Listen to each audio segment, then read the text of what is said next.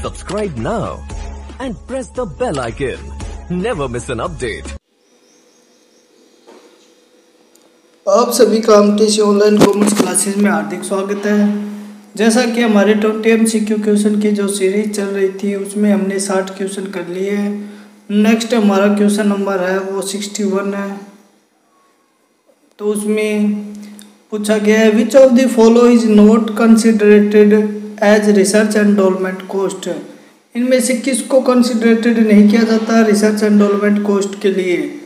Testing in search for product alternative, legal work on patent application, modification of design of a process, searching for application of new research finding. तो जो इसका जो right option होगा वो होगा legal work on patent application. ये जो research एंडोलमेंट के लिए खर्चा है कंसिडर्ड नहीं किया जाएगा। The party to joint venture are called. जो ज्वाइंट वेंचर पार्टी है वो क्या कहलाती है? ऑप्शन है हमारे पास friends, principal and agent, partners या को वेंचर। तो इसका जो राइट ऑप्शन होगा वो डी को वेंचर होगा। ज्वाइंट वेंचर है पार्टीज वो को वेंचर कहलाती है। Opening inventory plus net purchase is equal to होती है ending inventory, closing stock, cost of goods manufactured, cost of goods available for sale. तो इसका जो राइट ऑप्शन हो जाएगा वो कॉस्ट ऑफ गुड्स मैन्युफैक्चर्ड हो जाएगा, ऑप्शन नंबर सी।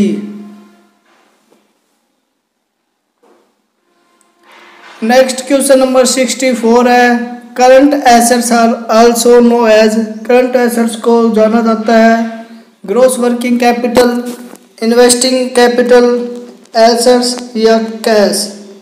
तो जो करंट एसेट्स है उसको ग्रॉस वर्किंग कैपिटल के नाम से जाना जाता है, क्योंकि जब करंट एसेट्स में से जब हम करंट लायबिलिटी घटाते हैं तो नेट वर्किंग कैपिटल आ जाती है, बट ओनली अगर करंट एसेट्स बचती है रहते हैं तो उसे ग्रॉस वर्किंग कैपिटल कहते हैं। विच of the follow is not an item of revenue expenditure. इनमें से कौन सा एक आइटम है रिवेन्यू एक्सपेंडिचर का नहीं है? Interest on deposit accepted, annual insurance premium on inventory, custom duty paid on connection with the import of equipment, repair and maintenance on machinery. तो इसका जो राइट ऑप्शन हो जाएगा वो option number C, custom duty paid in connection with import of equipment है। Next question हमारा question number 66 है which of the follow is a selling expense. इनमें से कौन सा एक सेलिंग एक्सपेंस है? Any tax freight is paid on purchase. कोई भी तरह का टैक्स फ्राइट पेड किया परचेज पे। General salary paid to labourers, tax and freight paid on sales, interest on deposit. तो इसका जो राइट ऑप्शन हो जाएगा वो tax and freight paid on sale हो जाएगा। ये एक सेलिंग एक्सपेंस है। Which of the follow question number 67 है which of the follow fix assets is not depreciated in ordinary circumstances. किस फिक्स एसेट्स पे डेप्रिसिएशन नहीं लगता? तो हमारे पास ऑप्शन है plant and machinery, building, land, equipment है। तो प्लांट एंड मशीनरी पे डेप्रिसिएशन लगता है, बिल्डिंग पे भी डेप्रिसिएशन लगता है, बट लैंड पे डेप्रिसिएशन नहीं लगता। तो इसका जो राइट ऑप्शन है वो सी हो जाएगा। Recovery of bad debts is a. Bad debts की रिकवरी है वो क्या है? रिवेन्यू एक्सपेंस है या रिवेन्यू रिसिप्ट है या डेफर्ड एक्सपेंस है या कैपिटल रिसिप्ट है। हमारे पास 4 ऑप्शन है जिसमें से जो राइट ऑप्शन होगा वो बी होगा, रिवेन्यू रिसिप्ट है। Question number 69 which of the follow account will be credited when a typewriter is sold that has been used in the office। आप क्या एंट्री मतलब कौन सा अकाउंट क्रेडिट करोगे जब आप टाइपराइटर को सोल्ड करते हो जो कि ऑफिस यूज के लेता है? तो इसकी जो एंट्री होती है तो कैश टू ऑफिस इक्विपमेंट हो जाएगी अगर कैश में सेल आउट किया है। अगर उधार में एक सेल आउट किया तो डेटर टू ऑफिस इक्विपमेंट हो जाएगी। अब हमें पूछा गया कि किसको इसने क्रेडिटेड करना है, तो हमारे पास ऑप्शन है ऑफिस इक्विपमेंट, कैश, सेल्स और परचेज अकाउंट। तो इनमें से जो एंट्री है उसके अकॉर्डिंग ऑप्शन हो जाएगा A right, office equipment account credited किया जाएगा।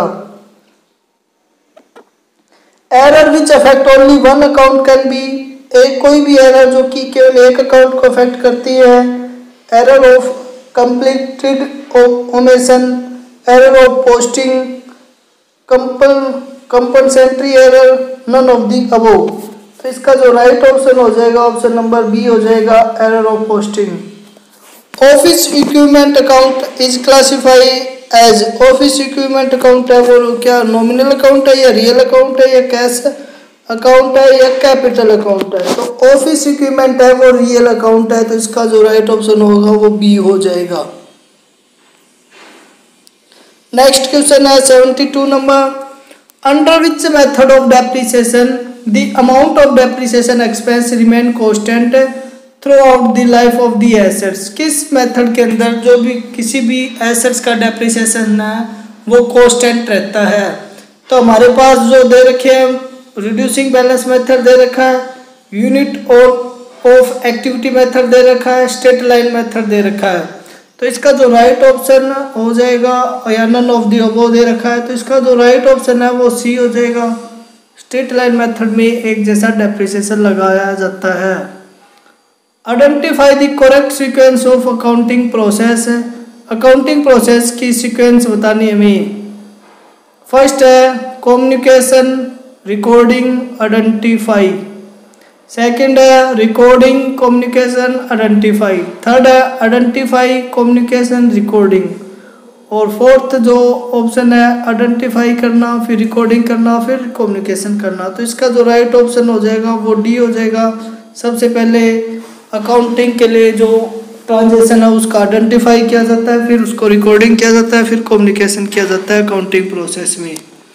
एक current asset that is convertible to cash within 3 month can be refer to as, कोई भी एसेट जिसको 3 महीने में कैश के 3 महीने के अंदर अंदर कैश में बदला जा सकता है वो कहलाती है cash assets, operating assets, intangible assets या कैश एंड इक्विवेलेंट। तो ये जो एसेट्स है वो कैश इक्विवेलेंट कहलाती है। तो राइट ऑप्शन डी हो जाएगा इसका। Joint venture account is a, joint venture account है वो एक किस तरह का अकाउंट है, नॉमिनल अकाउंट है या पर्सनल अकाउंट है या ये एक रियल अकाउंट है या एक डमी अकाउंट है। तो जॉइंट वेंचर का जो भी खाता होता है वो हमारा एक तरह का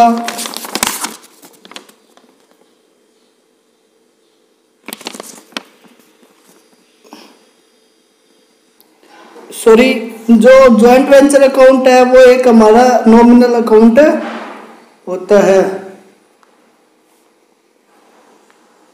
तो ऑप्शन नंबर ए राइट हो जाएगा। What does aged debenture analyse signify, aged debenture analyse क्या सिग्निफाई करता है।